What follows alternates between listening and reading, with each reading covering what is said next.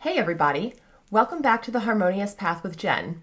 So today I want to talk about how to create a self-love toolkit. And this isn't necessarily going to be a physical toolkit, but some of the items in it very well might be. When starting your self-love journey, it's really helpful to have one of these so that when times get tough, you can just really easily and quickly go to your toolkit and pull out something that's going to help you most at that moment. So to start putting this together, think about what's worked for you in the past. Make a list of everything that makes you feel better. I like to keep this list in my planner where I can easily reference it because it's always sitting over here on my desk, open all the time. And when when you're down in the muck of things, it's not always easy to think about what's going to be most helpful. I know for me, my go-to coping strategy might be a bottle of wine, which is absolutely not self-care for me. Also think about areas of your life that may need a little boost. Do you need to switch up your exercise routine to bring some more excitement to it? Maybe add some zest to your diet or change your daily routine to something that's going to be more fulfilling and more enjoyable. You can also look for ideas from other people. And I'm going to provide many ideas later on in this video, but the most important thing is do what works for you. I love heavy metal music, and a lot of people will say that's not self-loving to listen to that kind of music. Oh, it's the devil's music, it's bad for your mental health, this, that, and the other. And maybe for some people that's true, but for me, if I'm really stressed out or really angry about something, it just feels so good to put on my headphones and just blast some Slayer or Ministry or Nine Inch Nails or Megadeth. For me, that is an act of self-love. So just listen to what feels good to you. Don't listen to what other people say your self-care routine should look like. It's going to be wildly different for everybody. It's also too important that self-care and self-love doesn't just happen when you're down in the muck. It needs to happen every day, all day. When you practice this, when it's a regular part of your daily life, it's much easier to take better care of yourself when things do get rough. So on a daily basis, this might look like getting enough sleep, staying hydrated, eating nourishing foods. That doesn't mean you can't ever have ice cream or chips, but the healthier your body is, the healthier your mind and your emotions are going to be. Creating daily routines can be an act of self-love, but be sure you know why you're doing the things that you do. In the past, I have stumbled into finding something that I think looks really lovely, but once I put it into practice, it just doesn't resonate with me, and sometimes I'll think, well, it works for other people. Maybe I'm just not doing it right. And I'll keep trying when it's not really working and it's just not something for me. So know what you're doing and why. So as an example, I have a Post-it stuck up on my wall that says, getting enough sleep so that I wake up and don't have to rush in the morning is an act of self-love. I know that if I don't get around 7 hours of sleep, preferably 8, that my depression and anxiety are much more likely to take hold, and I'm going to be feeling frazzled before I even get to my desk in the morning, which is not a great way to start the day. But if I wake up with my alarm so that I have time to take my dogs out, have a cup of coffee, get ready for work, and be fresh and ready when I do log into work, my day is automatically going to get off on a better start. Keeping your home or your personal space, if you have roommates, tidy and uncluttered could very well be an act of self-care for a lot of people. I spend about 10 minutes every day just going through each room of my apartment and putting things away, such as putting the dishes from the counter into the dishwasher, tidying up, maybe throwing a few items of trash away that might not have quite made it to the trash can, and it just feels better when I do this. I personally very much live by the motto of a place for everything and everything in its place. Now, that's not for everybody, and I'm not saying you have to be a neat freak like me, but I know when I sit down to do some work, if I'm surrounded by clutter, I'm going to have to clean that before I can actually focus on my work. So it's much more self-loving to just keep my apartment clean and tidy on a regular basis so that when I'm ready to work, I can just get right to it and not be distracted by that. So here's a list of several ideas that you might want to try and add to your own self-love toolkit. Always remember to experiment and try new things, but if it doesn't work, don't try to force it. It might not just be for you. Take a walk outside. If you're so far down in depression that you can barely get out of bed, try to just sit outside on your stoop for a few minutes and get a little bit of sunshine.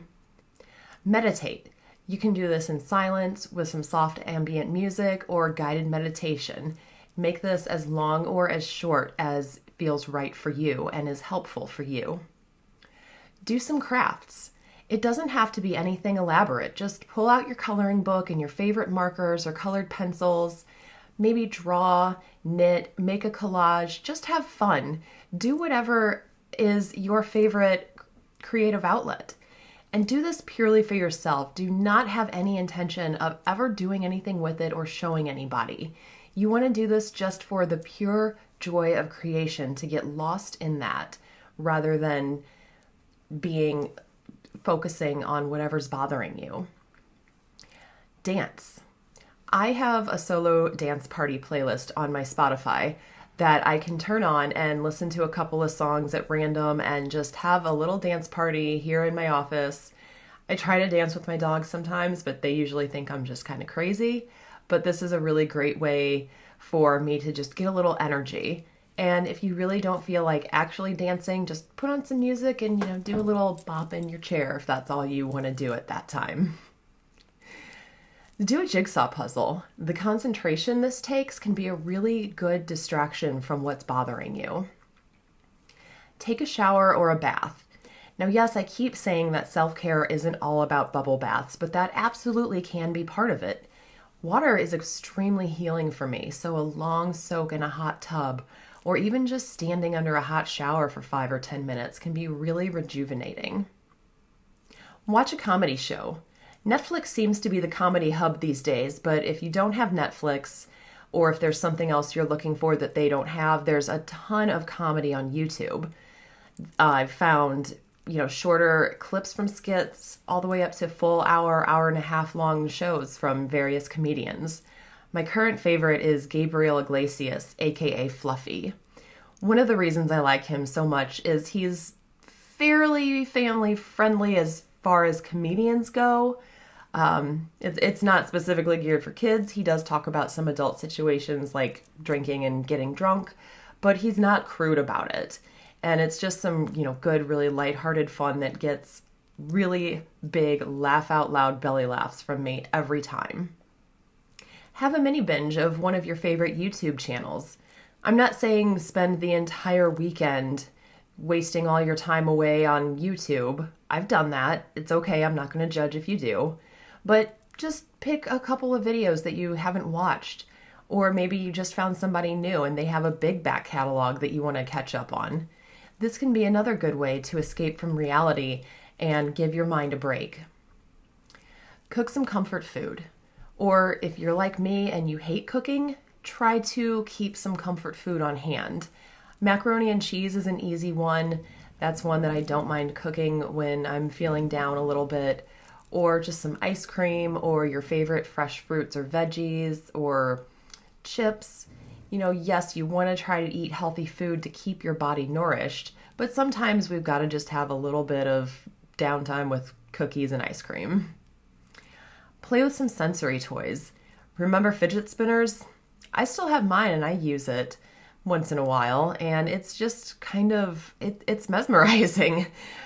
I'll admit, just kind of spinning it around and watching it spin.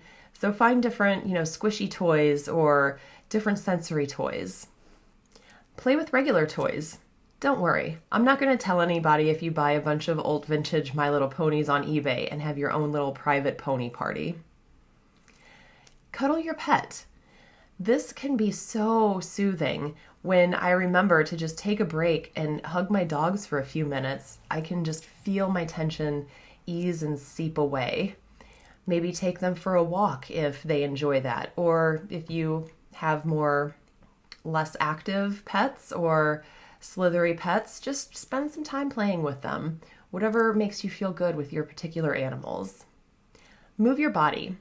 Now, this goes along with taking a walk and dancing, but you can do anything. You can try hula hooping or belly dance or yoga or skateboarding or any number of physical activities. Just do something to get your blood pumping, and that's going to get those endorphins and serotonin going to your brain.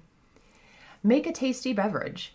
Have some hot tea or coffee or hot chocolate or whatever lifts your spirits. I want to give a warning about alcohol and other drugs. For some people, 1, maybe 2 glasses of wine can be an act of self-care, but be sure you're not using this as a method to numb your feelings, because when you wake up the next morning, not only might you be hungover, those feelings are still going to be there, sometimes even stronger. For me, sometimes a glass of wine can be a good thing, but it can all too often lead to an entire bottle. And I know that this is a very slippery slope for me, so this is not an item that I have in my self-care toolkit. That's not to say I never drink, but if I'm depressed, that is absolutely not something that I do these days because I know where that can lead. So just be sure that if you are consuming alcohol or other drugs, be safe and don't use it as a method of numbing. And if you have addiction problems, please seek professional help. Now, with that little serious bit out of the way, I just want to remind you that your self-care toolkit should be things that work for you. Don't worry what anyone else says. These should be things that you can go to really easily when you need to. It shouldn't be some big elaborate process of setting up some crazy self-care ritual. It can be, and those are great, but when you're down in it, you want something quick and easy that you can just go to and grab, literally or metaphorically, right away. And experiment. And remember that if something has worked for you in the past but no longer is, there's nothing wrong with tossing it out of your toolkit and adding something different or trying a new method. So what's in your self-care toolkit? I know my list is definitely not exhaustive. It would probably take hours and hours and maybe days to go through an entire list, but leave your ideas below. I love trying new things, and you might give somebody else some help too. And also, I want to remind you about my self-love challenge this February. I am sharing 3 things every day that I love about myself, and I invite you to share as well if you feel called to. I invite you to do this on your own regardless, but if you feel comfortable sharing, I invite you to tag me. On February 24th at 7 p.m. Central, I'm going to be doing a live chat, and I'd like to share things that everybody loves about themselves. And we'll also be talking about just sharing ideas of self-care and all the things we've talked about this month. So until next time, be kind to yourself and those around you, and let your light shine for all the world to see. Bye.